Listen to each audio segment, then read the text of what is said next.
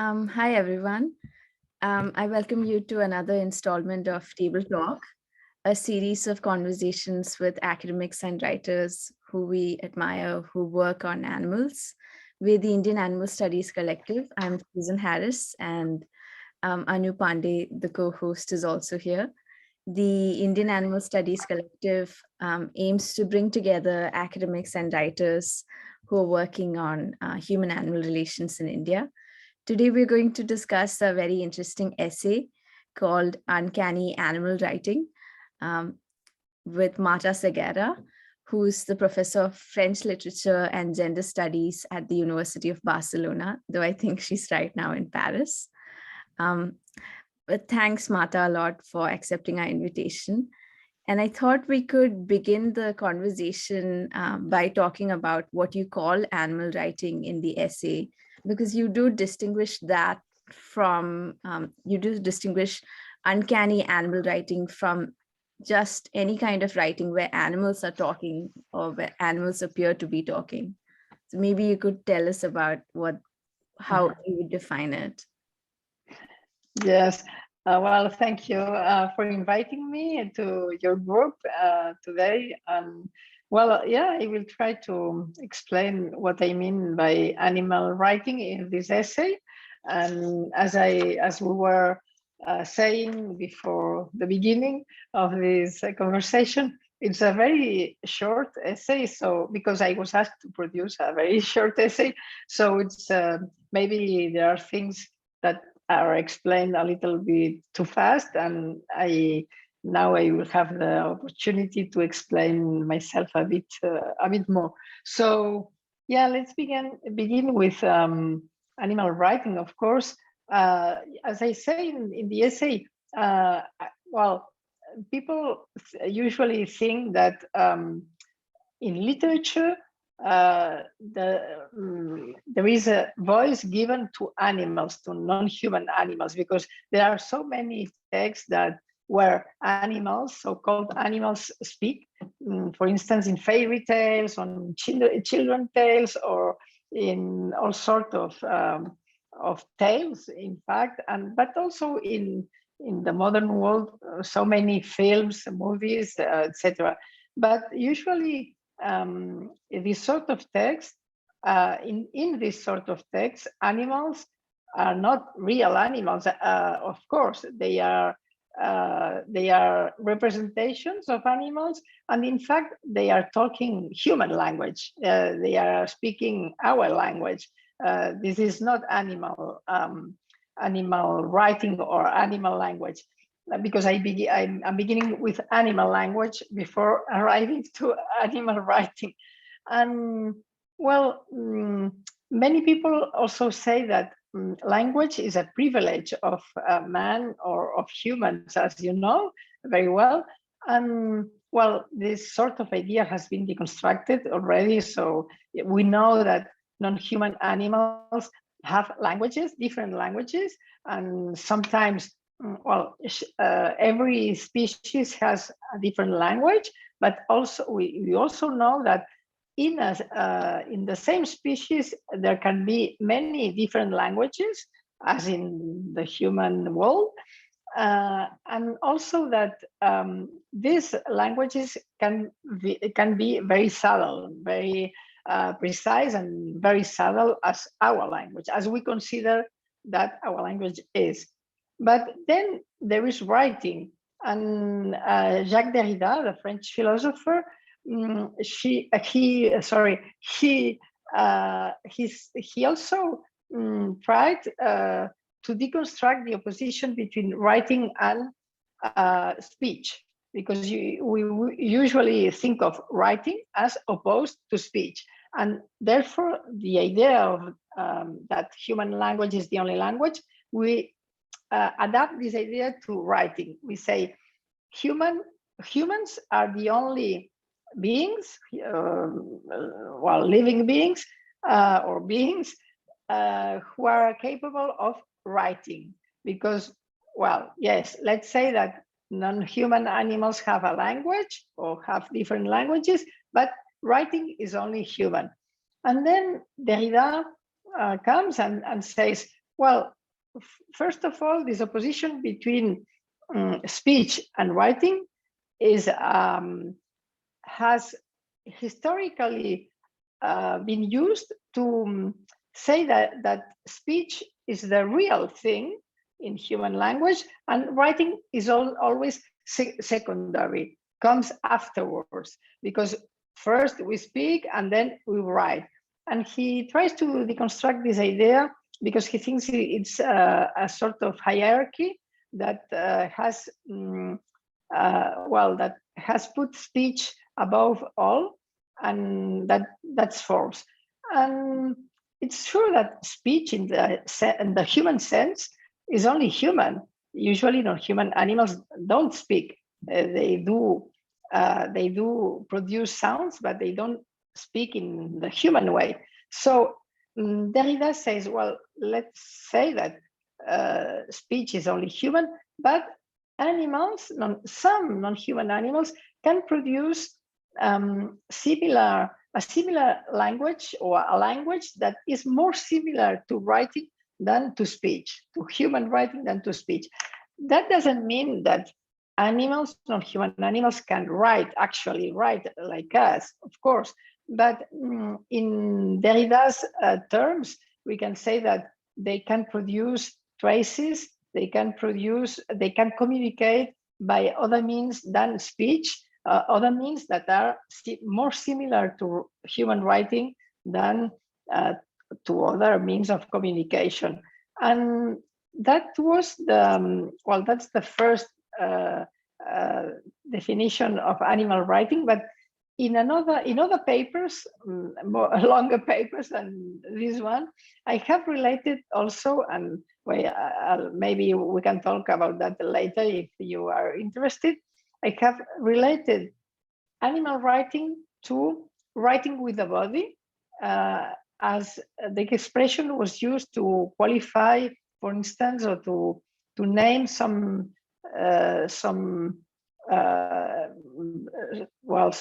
work of certain writers, such as Hélène Cixous, or some feminist or women writers. So, well, I will try to explain that later if you want. So the distinction that you make about representation, that's interesting, because when you're talking about animals in fairy tales, for example, so are you saying that those animals act like humans, whereas in other kinds of animal writing, such as in E.T. Hoffman's book, for example, there you can see a kind of non-anthropocentric representation. It is also a representation, but exactly the non-anthropocentric representation, because it can appropriate animals in a different way. Is that what you're saying? Yes, I would always also say that, in the sense that yes, in usually most texts that represent animals do that in an anthropocentric way. Yes, I would agree on that, and even in movies, because usually we tend to think that cinema is more apt to represent animals in a non-anthropocentric way, because you can see the animals, the real thing. But as you perfectly know, cinema is also a language, uses a human language. Cinema is also a human language. The image is not we don't see these representations in a transparent way. There is always an interpretation of the author, of the people, of the person who has made the movie, for instance. So like in cinema or in literature, in cinema as well as in literature, usually there is this anthropocentric look at animals. But as you said, Susan, I think that in some writers like Hoffman, but also Cixous, for instance, you can have a glimpse of a non-anthropocentric way to to represent non-human animals. Of course, it's always a representation, as you said. Yeah, but I think that it passes through language, especially. And in cinema, in some movies, you also have that, and it passes through a special way to try to represent also always a non-human way of seeing the world, of representing the world. I forgot to, sorry, I forgot to say this in the beginning, but please feel free to ask questions at any point. There's just, there's so little time, so please don't wait till the end. Getting back to the conversation, Marta, one of the interesting things about the essay, and which I don't know if I agree with, is when you say about animals.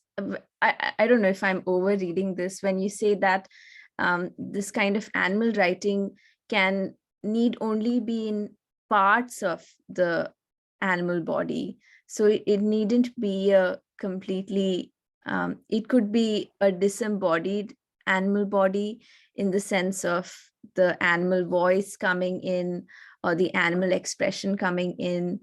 And it needn't be a complete animal figure of some kind. And I was thinking about, how in poetry about animals as well, there's poets always, and we have a poet with us today, but poets always use metaphors to talk, animal metaphors about fur or skin, and whereas the animal is not wholly present in the poem. So would that, how would you, isn't it important for the full animal body to be present, to be present as an animal? Yeah, I don't think that. Well, I don't think that in my essay I said that, or maybe, well, as I said, is so short that many things are quite quick, and so maybe they are not well explained. And I agree with you. I mean, I don't think that the body must be fully present, and that metaphor cannot express a full presence. Of course, I agree with that, and you don't need the whole bodiness to that in order that the animal is there. But I think that in my text, I'm looking at it. What I wanted to say is that some people, well, it's a quite widespread thinking, I imagine, think that animals such as dogs or cats, like in Hoffman's tale or Hoffman's text, that this sort of animals can communicate through their bodies, for instance, with the tail, with their tails or things like that, and that's all. I mean, that it's very simple, in a very simple way, in a very non-sophisticated, but it's not a question of sophistication, a question of subtlety, in a non-subtle way.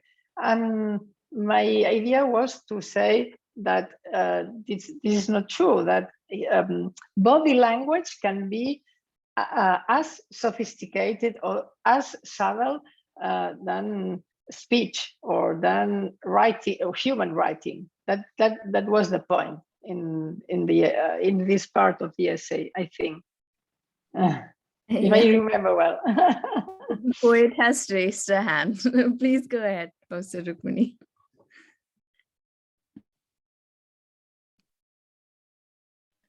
Were you accusing me of being a poet, Susan? That's not an accusation. Could it ever be one? Well, let's put aside the matter of poetry for the moment. I wanted to ask a couple of questions about Derrida and also about, the notion of what constitutes an animal, because we could say that by definitions, human are animals, and so human language is animal language by definition. So, where do the boundaries of the animals end is one of my questions. So, for example, a worm doesn't speak, but of course makes tracings on the ground as it moves. And its entire movement, because anima is movement, so the notion of movement is critical. So a worm would be writing, although a worm would not have a voice like bonobos or bonobo monkeys or cats or dogs or other species or mammalian species, but would be writing. Now, from this stems my question about Derrida, because I've just finished a piece called Archewriting for the Oxford Handbook of Symbolic Thought, Evolution of Symbolic Thought, and another one on body language. So the two things come together for me very nicely. And in the Oxford title of my paper, which is on prehistoric writing, one of the things, my title is Archewriting, which is from Derrida. That is Derrida's word. And Derrida says that he wants to take the initiative away from Saussure, Ferdinand de Saussure, because Saussure had said, insisted on the linearity of the signifier, the causality, that one word comes after another out of the mouth. And he's saying, but writing is not linear. Writing is spatial. And because writing is spatial, and because writing has this particularly, it makes us even more human because we have this particular way of expressing ourselves. So the spatiality of writing is what I wanted to ask about. To what extent is writing as a spatial form, a moving form, because you have to move so much. I mean, of course, you have to do that with speech as well, but writing is a spatial form.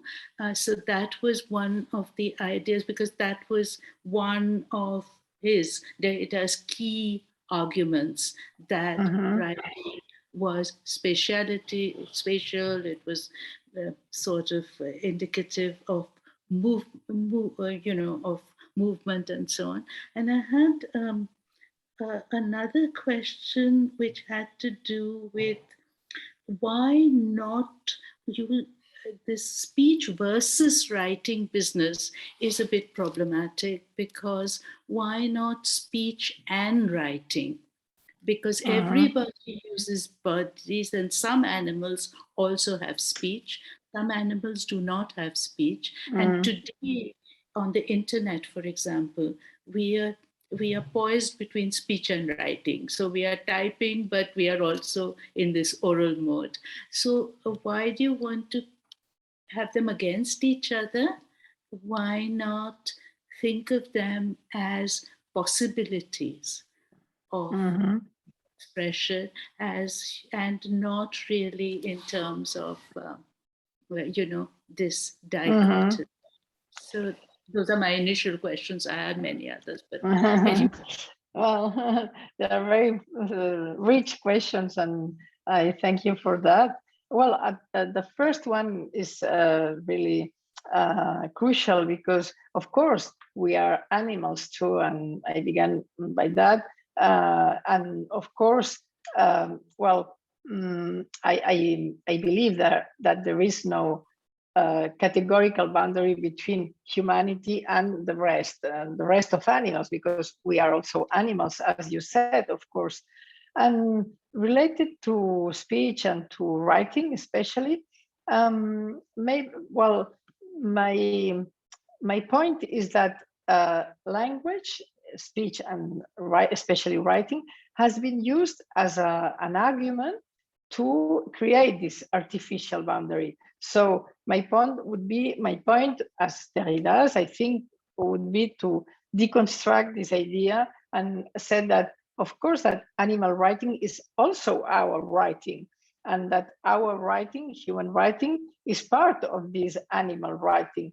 But and the deconstruction of the boundary between humanity and animality would begin by accepting that our language and our writing is part of animal writing, of course. Then it's very interesting what you say about the speciality, of course. I think that speech is also related to movement because speech is linear. So you have to, when something is linear, there is movement in the sense of a succession of things or of moments. So that's also movement. But if we look at the body, I think that writing is more evidently a question of space and of speciality than speech, and that's why writing is related to body language, as you said. In another paper, in a longer paper than this one, I related this animal writing to body writing, and this expression used by some critics to qualify the work of some feminist writers, such as Hélène Cixous in the 70s, in the 1970s, Hélène Cixous among others, in France, but also in English, also in other languages. And this is where this question of speciality and body intervene. I mean that, for instance, Cixous, this is an author that whom I know well, whose work I know well. Cixous insists a lot on the fact that writing and poetical writing, also writing in the sense of writing poetry or literary writing, implies always the body. The body is always there, and that's not an usual idea for many people, and that's not a common idea for many people. And maybe the relating animal writing with human body writing can help us to think about this relationship, I think, about this speciality, which is always there in writing. And I'm coming to your third question, the opposition between speech and writing. I think that this is a crucial opposition in the history of Western philosophy. So you cannot escape from this opposition. You can try to deconstruct it, but you cannot say it doesn't exist, because it's there, and it founds many. It is on the basis of many other positions. So it is important to acknowledge it and to try to, of course, to go ahead it and to pass, maybe to pass to other things, and to say that this opposition is not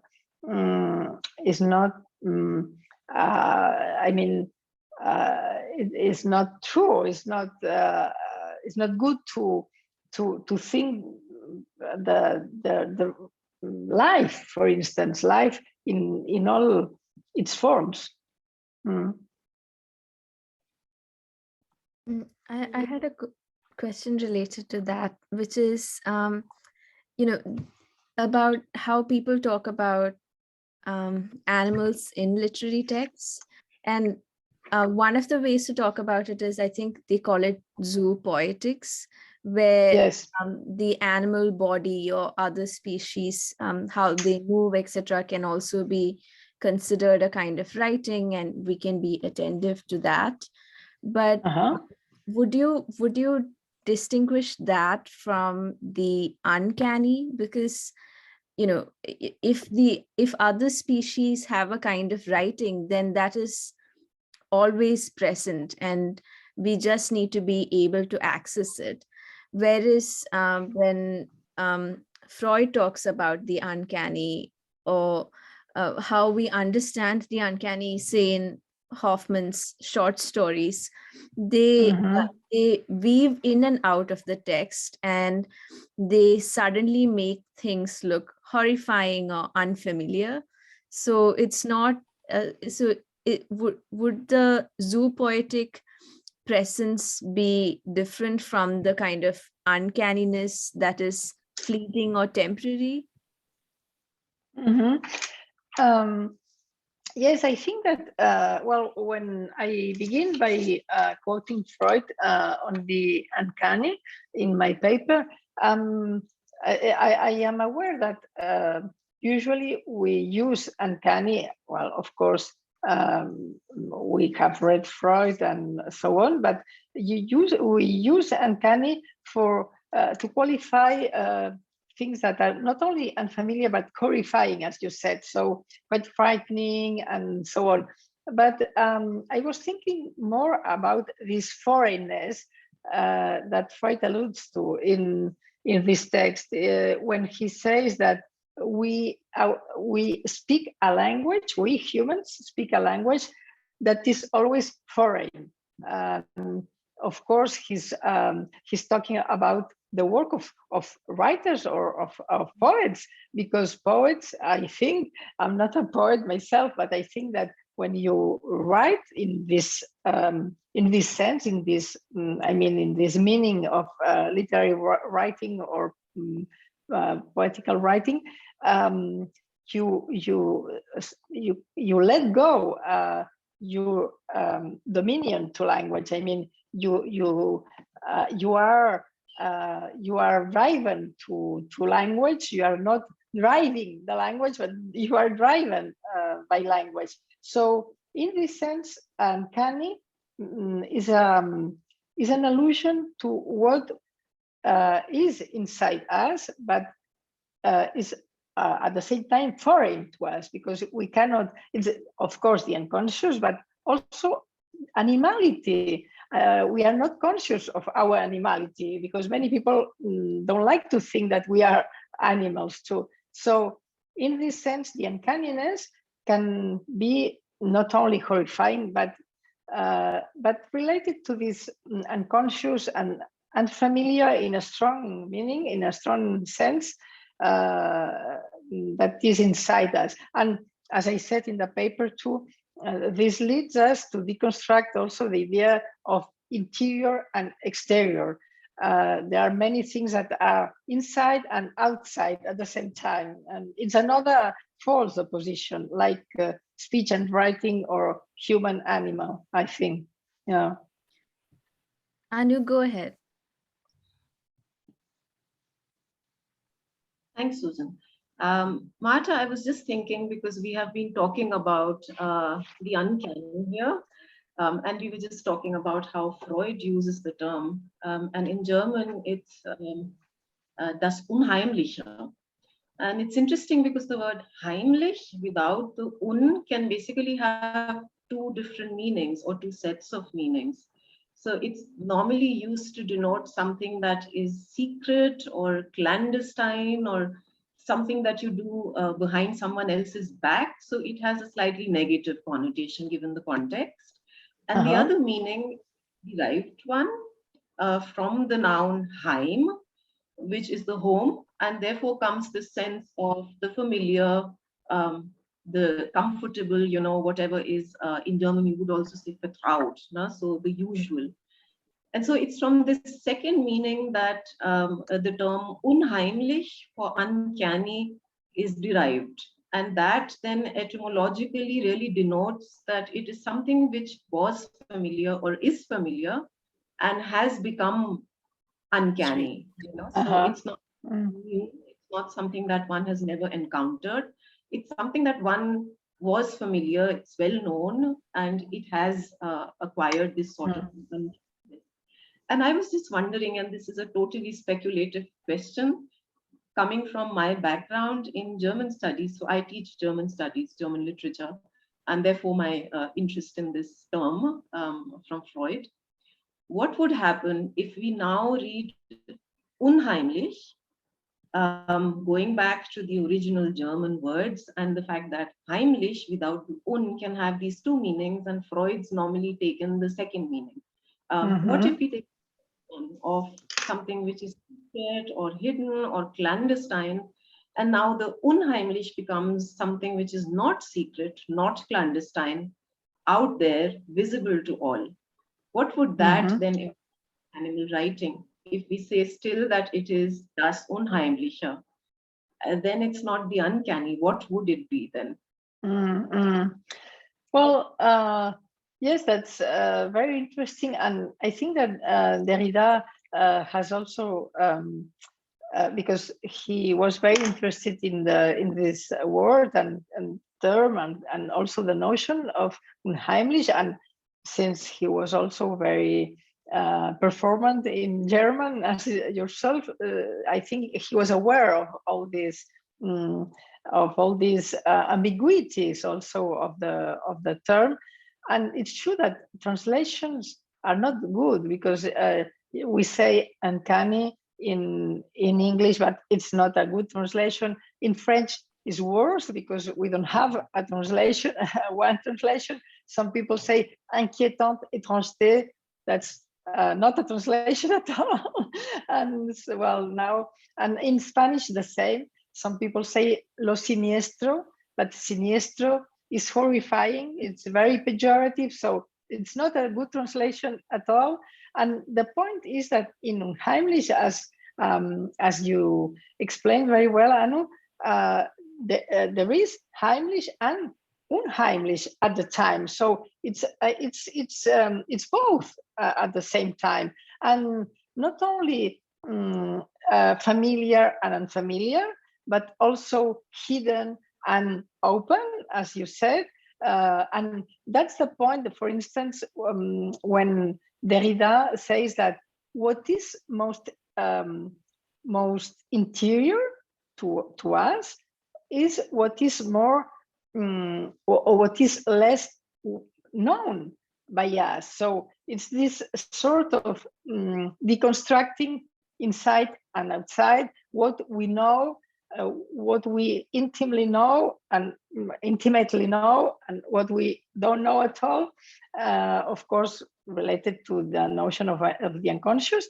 And what's very, very important also is the notion of Heim in the sense of home, as you said, and also another sense that we could add to this one, that is the sense of Heimat, so country and our native land, and also Heimat is also related to colonialism. So it's an immense world of words and of notions that come with Heimlich. And another notion is also, and I think I say that in my paper, is that in German,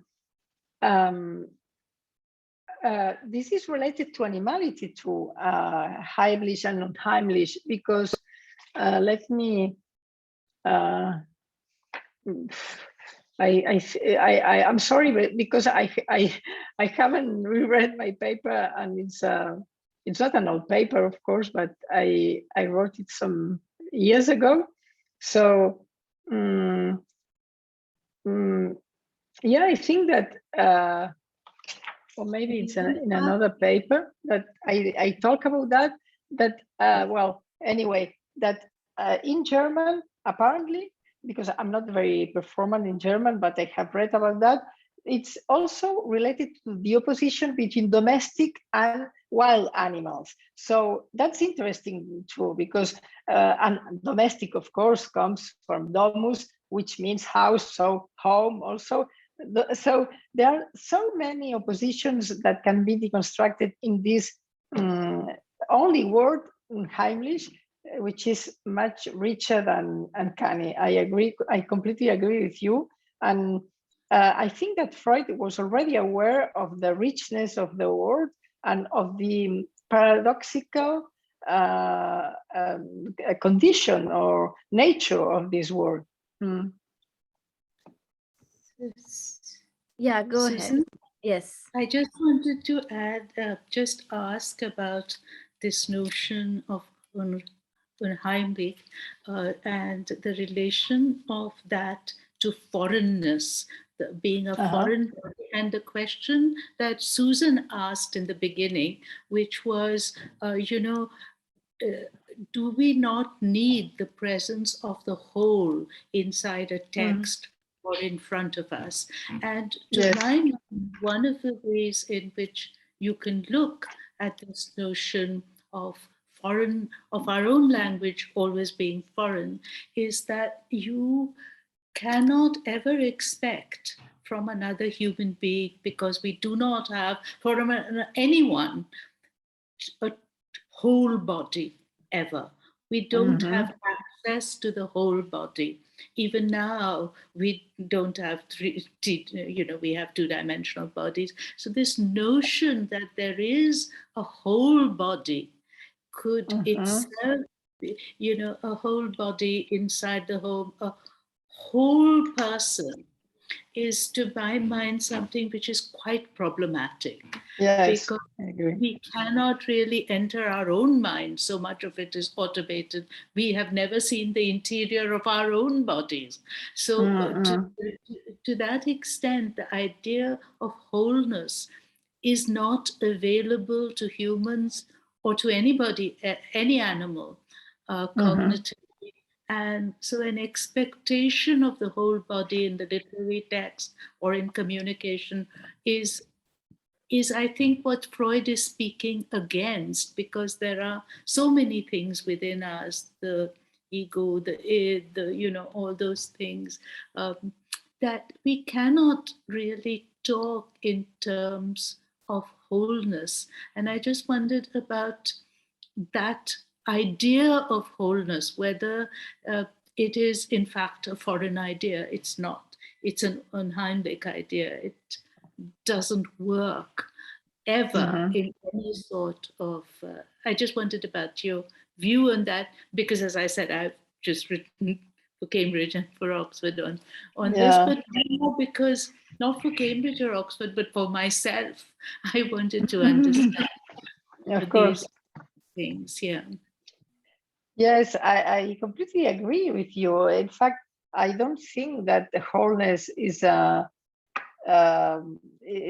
possible to attain in bodily terms or in any other terms. It's a human idea. I think it's a human aspiration, maybe, of some humans to attain some idea of wholeness, of body wholeness, or I don't know which wholeness, but it's impossible because what does it mean? I don't think there is something that we can call wholeness related to the body or to any other thing or any other being. But related to the body, I think it's also interesting to remember that what we call body is a material thing, of course, has a material reality, if you want, but it's also a cultural construct at the same time, because we represent our bodies in a visual sense. We decide that our bodies have organs, and we establish a sort of list and a sort of hierarchy also of our organs, of the organs of our body. And we decide also that our body finishes here. With usually we think that our body, the limits of our body are in our skin. But as you know, that can be also tricky, because why our body finishes in our skin? Is the skin inside or outside our bodies? Well, I have worked on the notion also in completely another book on the notion of the wholes of our body also, and how this notion, the whole, deconstructs the idea of the inside and the outside of our body, because wholes are by definition not inside, not outside, but they communicate outside and inside. They are not either in one place nor in the other. And I think that's very interesting, this deconstruction. I mean, interesting in a strong sense. We have to deconstruct the opposition between inside and outside, because that's the basis of the idea of border in all senses: physical borders, political borders, of course, philosophical borders, like the border between humanity and animality, or well, any other this sort of border, which is not a synonym of limit, because I believe that in limits, but not in borders in this sense.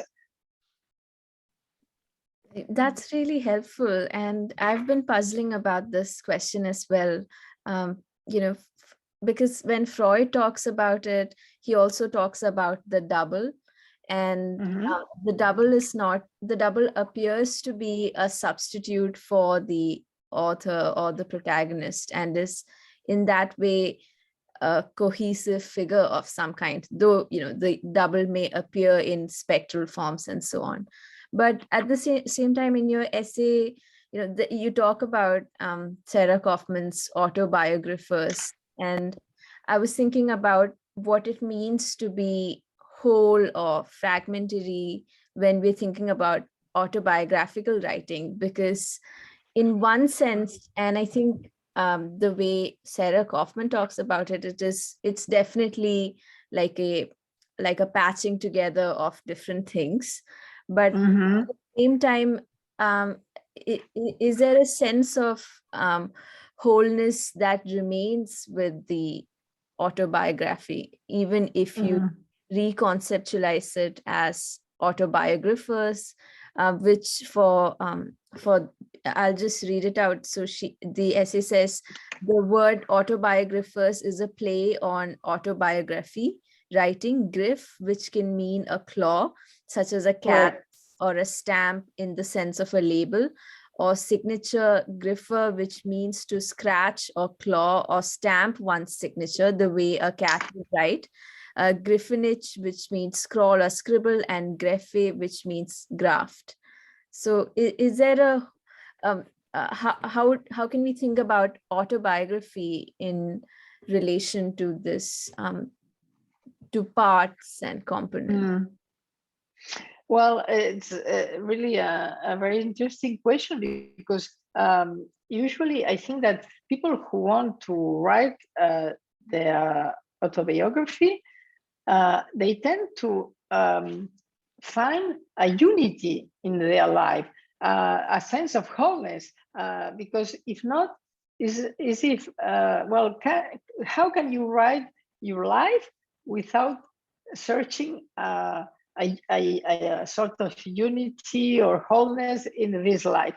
Well, of course you can, I think, but it's not the usual autobiographies. There are, well, nowadays maybe this label autobiography is a little bit old, I think, because how can you say a book or a text is autobiographical or not? Well, it's so difficult to say that, but in a classical sense, in classical, I mean 19th century or even 20th century, autobiographic literature was searching for a sort of unity and wholeness and meaning of your life. And in fact, Sarah Kaufman, as you said, she wants to make a point saying that this is impossible, that life, our own life, in a chronological or in a temporal sense, is made of fragments, of course, of impressions, of memories, of lived moments, but there is no wholeness in a life, even in an individual life, in a person's one person's life.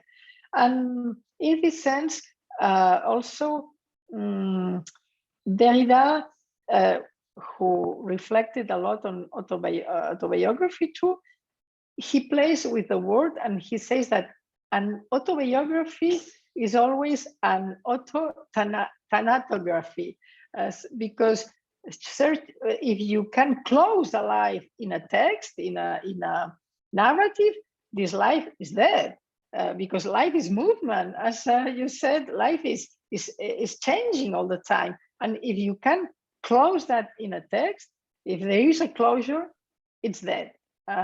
So, well, and then Sarah Kaufman with this wordplay, autobiographers, she, as you said, Susan, she adds this meaning of this paradoxical meaning of grief, meaning trace, meaning scratch, meaning also claw. So there is this acknowledgement of animality, of the animality that constitutes us as humans too. And also this paradoxical idea that life is also made of external things that are, well, again, this deconstruction of inside outside. How can we say my life begins here and your life begins there? I mean, maybe lives are intertwined, so you cannot say my life. I will explain, I will tell you my life. There is no such a thing like my life, maybe. So this idea of graft is important also to think about this idea of nothing is my property, my only property. My life is not my property. My life is intertwined with the other lives, the lives of other human beings, other animal, including humans, beings, and also with things, with objects, and not only what we call life, because that's another border. What is life? Well, it's very difficult to think about that.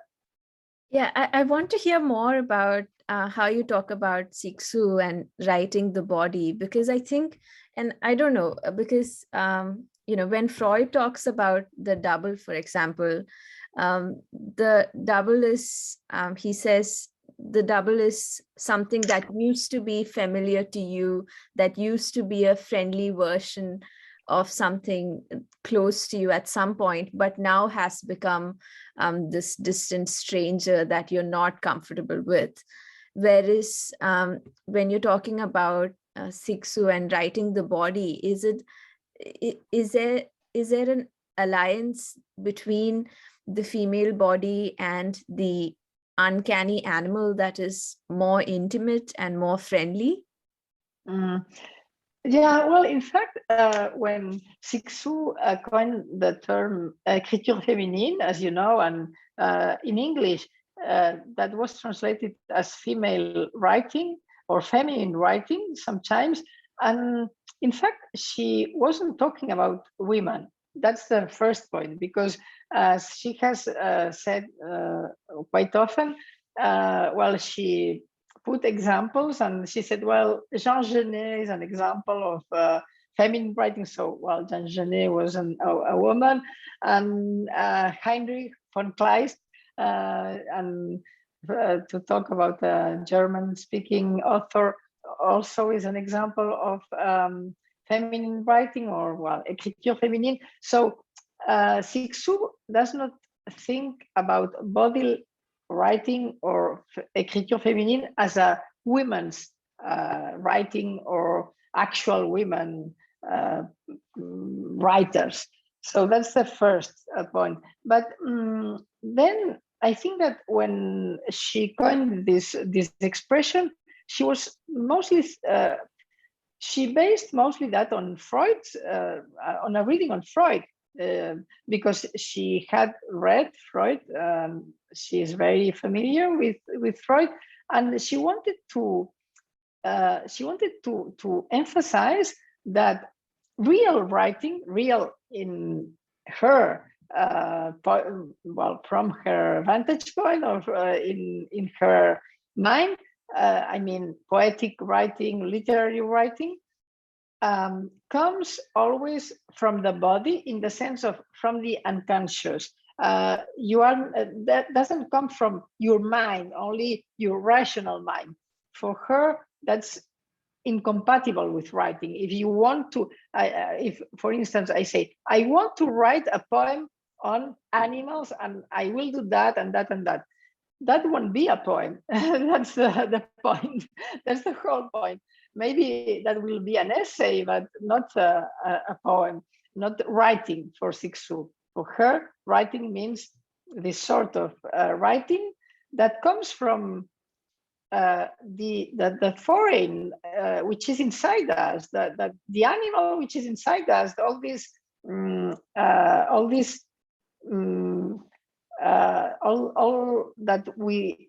these specters also, as you mentioned, specter, the spectrality in general, Susan, and I like very much this image also, or this conception, because spectrality, and Derrida, as you know, has worked a lot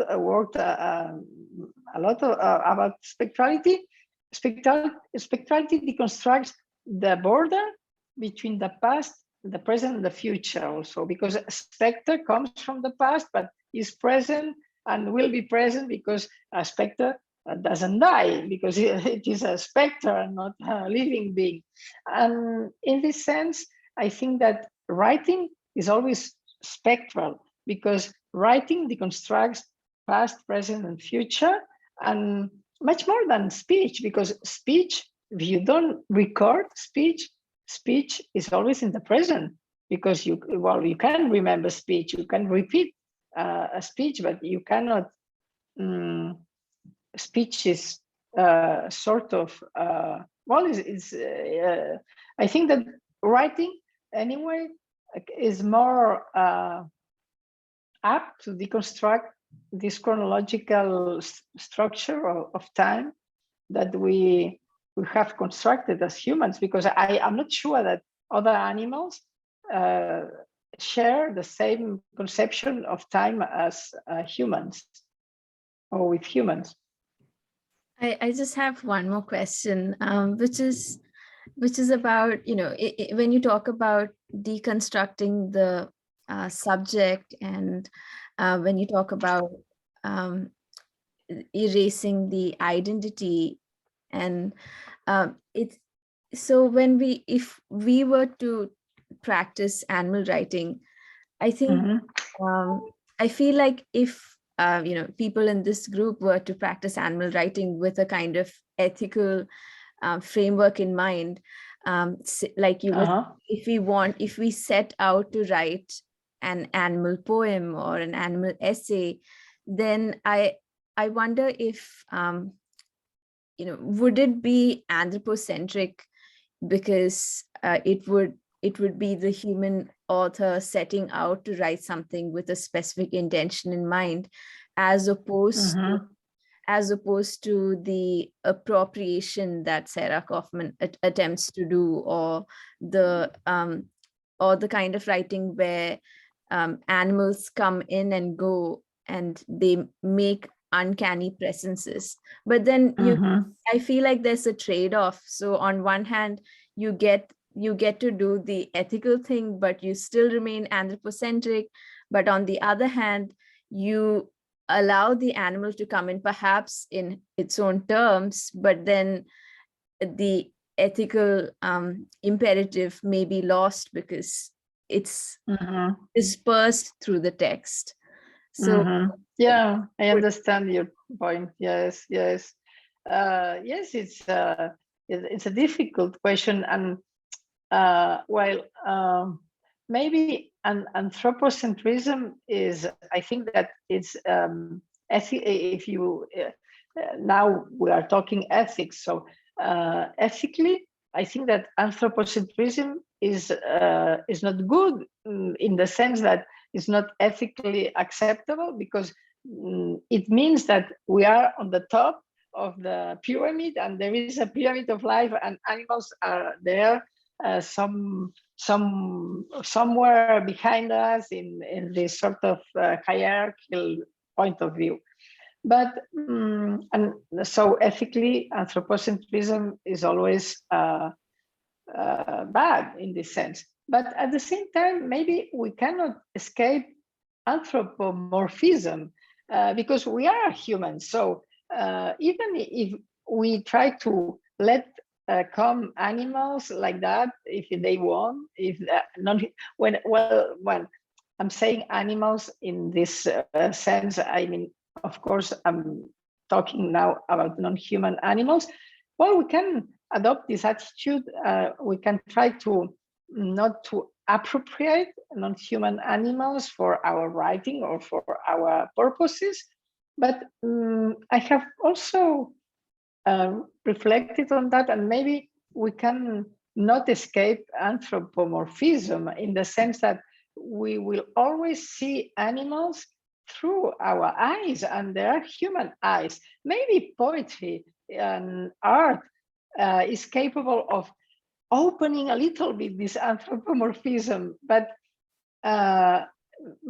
mostly it's there. And maybe we could say that, I don't know, dogs we do the same with us. I mean, when they look at us with their doggy point of view, and that's unescapable, but maybe that's good. The problem is centrism, not anthropos, but centrism, in my view. But well, and also because anthropos is not the same as human, also, because anthropos is, well, of course, it's Greek, is all this conception of man, and it's not the same as saying human, in my view. That's so interesting. We'll just have one more question if you have time, Marta. Anu has a question. Okay, of course. Yeah, sure. Thank you. Thank you, Marta.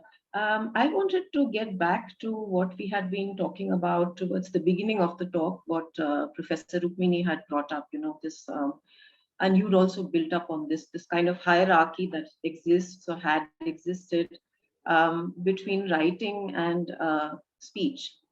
And speech is then understood as presence and writing as absence, or rather as mediated absence in that sense.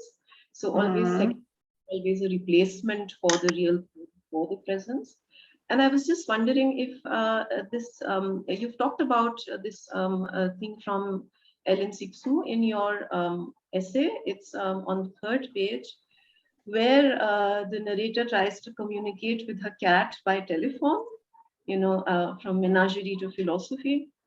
And I wonder if this is something like this. Finally, they decide to telephone in person, so the cat is with her, and they try to replace here, in fact, the presence by the mediated presence. And then the cat takes initiative to use her own body as the telephone, and thereby comes in the writing of the body, or writing the body. And it's also interesting how there is this element of jeu, of jouer here somehow in this whole scene. And this is very different from Derrida with his famous cat looking at him, and therein starts philosophy. This is more playful to my mind, and I was just wondering if we can read this instance of talking to the cat, instead of talking to the cat or communicating with the cat directly, one attempts to telephone with the cat. Yeah. I think that really Sixu is one of the authors that have written not about animals, but with animals or something like that. I don't know how you could say that, but I think that she is rarely anthropocentric, but usually, of course, maybe, well, she's a human being, so of course she's the one who does the writing, but at the same time, yeah, I agree with you reading Anu, and I think that she, because she's a poet, she uses metaphors that can illuminate in a reflexive way, in a philosophical way, our reflection in the sense that this idea of, well, the image of the telephone is very important for in Sixu's text, and now we are used to modern telephones. Well, modern, I mean contemporary telephones, cell phones, so on. But at the time when Sixu was young, or maybe for most part of her life, telephones had a cord. I mean, they were attached to the wall, or they were put on a table, and they had to be attached to the wall, because if not, they didn't work.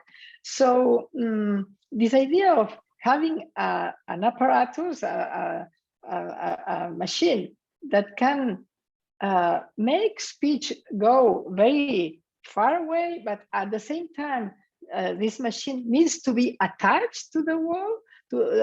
So the machine needs to be at home, needs to be there, physically there, is a very rich one. Now, this metaphor is not good for young people, because young people have not known this sort of telephones. But if you have known this sort of telephones, is a very powerful metaphor, because it deconstructs presence and absence, as you said, Anu, but also distance and closeness, because a telephone, as the word says in Greek, phone is the voice. So the voice you can hear on the voice is the presence, because the voice, when you speak, it's your body who is speaking. Yeah, the voice is a bodily function, but the voice through the telephone can reach very far and can reach other parts of the world, or maybe other worlds.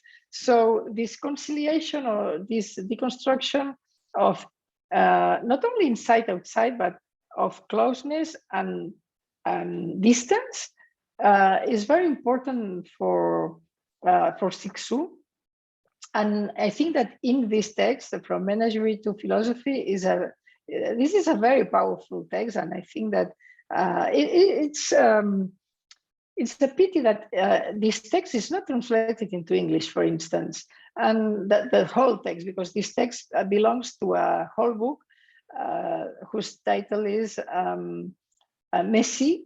So it's a very interesting book, because it's a book on a cat, a she cat, and the cat, the real cat, was called Tessie, but Sixu transformed that on Messi, which means Messiah. So it's also very spiritual and very Christian, and at the same time, well, Sixu is not a Christian, so it's very tricky, all that.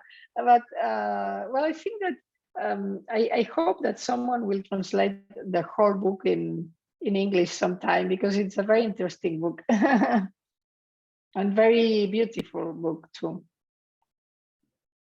You make me want to read more Sixu, Marta. I think that she's a very interesting writer in this sense. I mean, for your interests, so for our common interest on animality and the borders of and deconstructing the borders of humanity and animality. Yeah. All right. I think that about wraps it up. Thanks a lot for being with us here, Marta. It was so great talking to you and discussing. Thank you. Thank you. It was great. It'd be so great to have you again. If something's translated into English, it'd be so great to discuss it again with you. Okay. Thank you very much. Thanks Thank a lot, you. everyone. Bye. Nice to meet you. Bye.